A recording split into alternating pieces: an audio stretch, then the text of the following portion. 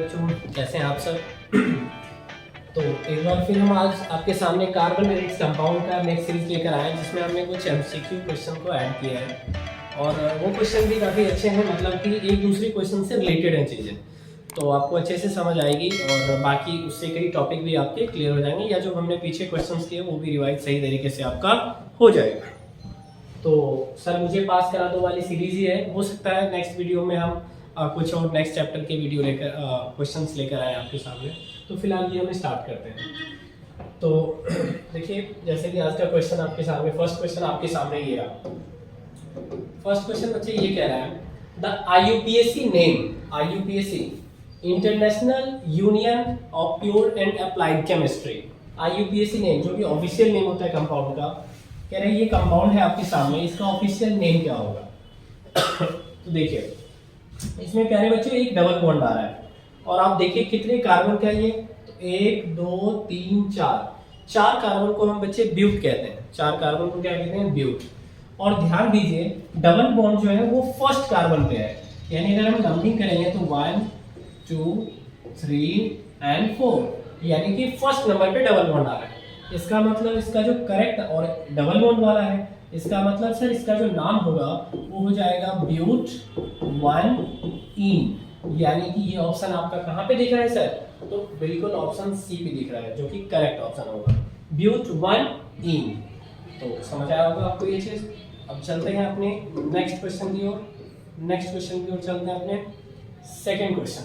Second question हमारे सामने ये कह रहा है, which of the following is the molecular formula of cyclobutane. ये ध्यान दो बच्चे, साइक्लोब्यूटेन, इसका मतलब ये सैचुरेटेड साइक्लिक हाइड्रोकार्बन है। तो ब्यूट मतलब 4, तो सर 4 वाले के लिए आप क्या बनाते थे, तो सर हम स्क्वायर बनाते थे 4 वाले के लिए, क्या बनाते थे हम, स्क्वायर बनाते थे। स्क्वायर मतलब सर 4 कार्बन सिंगल बॉन्ड से जुड़े हुए, और ये सेटिस्फाई नहीं है कब तक, जब तक कि कार्बन के पास 4 बॉन्ड ना हो जाए। तो आप सबके साथ क्या लगा दीजिए, 2 हाइड्रोजन, 2 हाइड्रोजन, 2 हाइड्रोजन। अब आप ध्यान से देखिए, ये C4H8 हो गया आपका, क्या हो गया, C4H8, यानी option C is the correct answer.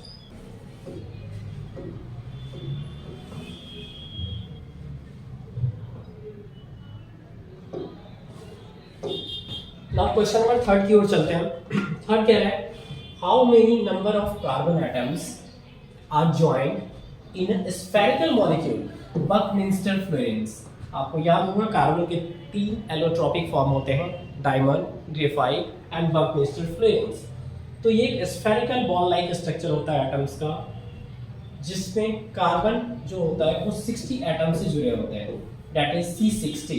तो बकमिंस्टर फ्लोरेंस में क्या आएगा, C60, यानी 60 एटम का जुड़ा होगा। ठीक है, अपने चलते हैं नेक्स्ट क्वेश्चन की ओर।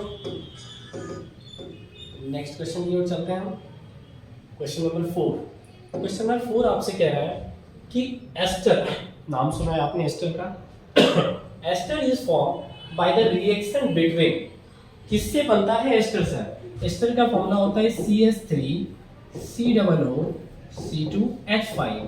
तो सर आपने बताया था लास्ट वीडियो में, सर हमने लास्ट लेक्चर में क्या बताया था, हमने ये बताया था कि हमारे पास एक होता है alcohol C2H5OH, that is ethanol, और सर आपने बताया था एक होता है acetic acid, that is CH3 COOH, यही होता है।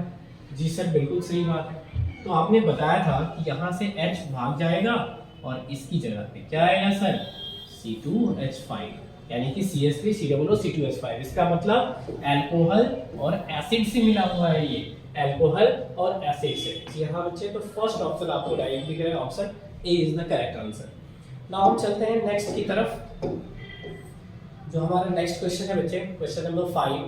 क्वेश्चन नंबर 5 ये कह रहा है कि which of the following is used to oxidise ethanol to ethanoic acid. जब हम इथेनॉल को इथेनोइक एसिड के साथ ऑक्सीडाइज करते हैं तो क्या होता है, मतलब इथेनॉल और इथेनोइक एसिड। तो इथेनॉल क्या होता है, इथेनॉल होता है आपका C2H5 और OH होता है।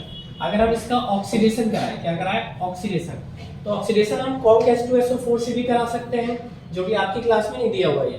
एल्कलाइन KMnO4 तो है ही है, और एसिडिफाइड पोटेशियम डाइक्रोमेट भी है। मतलब सर ये तीनों का तीनों क्या करेगा, इसको ऑक्सीडाइज करेगा, और ऑक्सीडाइज करके क्या बनाएगा, इथेनोइक एसिड बनाएगा, that is CH3 C double bond O और सिंगल बॉन्ड क्या OH, एसिडिक एसिड बनाएगा। इसका मतलब कि ऑल ऑफ द अबव, यानी कि option D is the correct answer. तो हम चलते हैं अपने नेक्स्ट क्वेश्चन की ओर, इसको डिलीट करते हैं।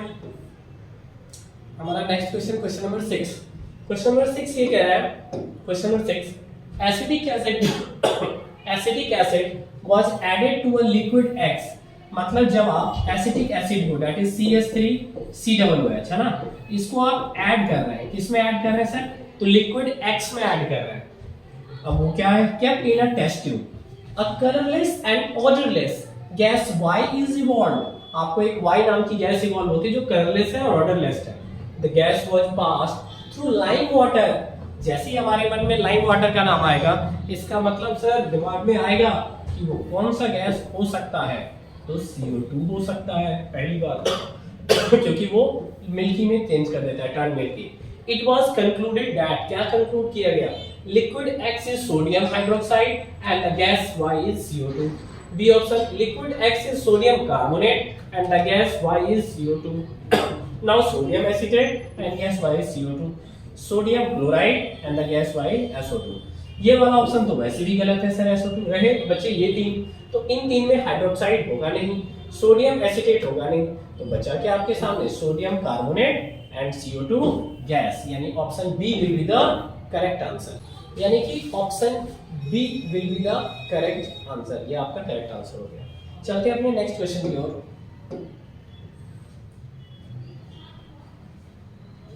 देखिए क्वेश्चन नंबर 7, क्वेश्चन नंबर 7 क्या कहता है, ध्यान से देखते हैं। क्वेश्चन नंबर 7 आपसे कह रहा है कि the number of single and double bonds, यानी आपसे पूछा है कि single and double bonds present in benzene, benzene में कितने डबल बॉन्ड है और कितने सिंगल बॉन्ड है। तो सबसे पहली बात हम बेंजीन का स्ट्रक्चर ड्रॉ करते हैं। ये देखिए ये रहा हमारा बेंजीन, जिसमें डबल बॉन्ड क्या चलते हैं हमारे अल्टरनेट ऑर्डर में चलती है बेंजीन। अगर हम इसको और अच्छे से पता करें कि सिंगल बॉन्ड कितने डबल बॉन्ड कितने हैं, तो आपको ये सर एक कार्बन, दूसरा कार्बन, तीसरा कार्बन, चौथा कार्बन, पांचवा कार्बन और ये, यानी 3 और 3 6 कार्बन हो गए सर, 6 कार्बन हो गए, ठीक है। लेकिन यहाँ कार्बन के पास कितने बॉन्ड है कार्बन के पास सिंगल बॉन्ड है जुड़ा हुआ है पूरा का पूरा। इसका मतलब ये हो गया, जैसे हमने आपको लास्ट लेक्चर में बताया था कि हर जगह ये जो हर जगह आपका ये जो ज्वाइंट है, जहां पर भी डबल बॉन्ड का कॉर्नर आ रहा है, 2 और 1 3 तो है ही, मतलब इसके एक प्लेस पे क्या है, हाइड्रोजन है। 2 और 1 3 है, इसके एक प्लेस पे क्या है, हाइड्रोजन है, इसके एक प्लेस पे क्या है, हाइड्रोजन है। यानी आपको इसमें काउंट करने पड़ेंगे कि कितने सिंगल बॉन्ड है और कितने डबल बॉन्ड है। तो आप अच्छे से देख लीजिए कितने डबल बॉन्ड आ रहे हैं आपके पास। सर डबल बॉन्ड तो 3 आ रहे हैं, और 3 वाला ऑप्शन ये 3 है, 1 2 और 3, तीनों सॉरी 1 और 2, यानी ये तो गलत हो गया पहला और दूसरा, यानी बी और सी में से कोई एक हो सकता है। तो बी और सी में से अब हम काउंट करेंगे सिंगल बॉन्ड कितने हैं सर, तो सिंगल बॉन्ड देख लीजिए आप, 1 2 3 4 5 6 7 8 और आपका 9, यानी कि टोटल 9 सिंगल बॉन्ड आ रहे हैं और 3 क्या आ रहा है, डबल बॉन्ड आ रहा है। ये हमारा बेंजीन का स्ट्रक्चर है। चलते हैं अपने नेक्स्ट क्वेश्चन की ओर। देखिए हमारा नेक्स्ट क्वेश्चन है क्वेश्चन नंबर 8। इसमें आपसे कह रहा है कि शायद ये लास्ट क्वेश्चन है आज का, देखिएगा, the upper and lower homologous of ethanol, जो हमारा इथेनॉल है इसका अपर और लोअर होमोलोग लिखना है, मतलब इसके ठीक ऊपर वाला और इसके ठीक बाद वाला कौन कौन सा ऑप्शन है। तो पहले हम ये लिखते हैं C2H5OH, आपको पता है सर ये अल्कोहल सीरीज का है और होमोलोगस कंपाउंड में CH2 का डिफरेंस होता है, ये भी पता है आपको, ठीक है सर। तो एक ऊपर जाना है और एक नीचे आना है। तो जैसे ही आप एक ऊपर जाएंगे, तो ऊपर हम सबसे पहले लिखते हैं sir CH3OH that is methanol, CH3OH that is methanol. ठीक एक नीचे आएंगे तो सर C3H7OH, एक कार्बन बढ़ा दिया और 2 हाइड्रोजन बढ़ा दिया, यानी कि सर इसका नाम हो गया क्या, मिथेनॉल, यानी मिथाइल अल्कोहल। कहीं दिख रहा है मिथाइल अल्कोहल सर ऑप्शन में, सर बिल्कुल दिख रहा है, ये डी वाला मिथाइल अल्कोहल, और कहीं है ही नहीं। दूसरा 3 कार्बन का है जिसको कहेंगे प्रोपेन, यानी प्रोपाइल अल्कोहल, सर इसी के साथ लगा हुआ है प्रोपाइल अल्कोहल, यानी बिल्कुल option D is the correct answer. Option D will be the correct answer. तो आज के लिए हमारा यही 8 क्वेश्चन था एमसीक्यू आपके सामने।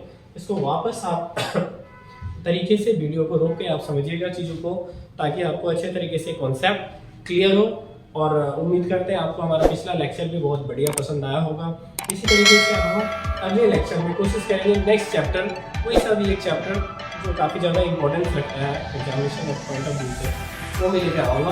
आप एंजॉय करते रहिए हमारी सीरीज़ को इसी तरीके से। Thank you so much.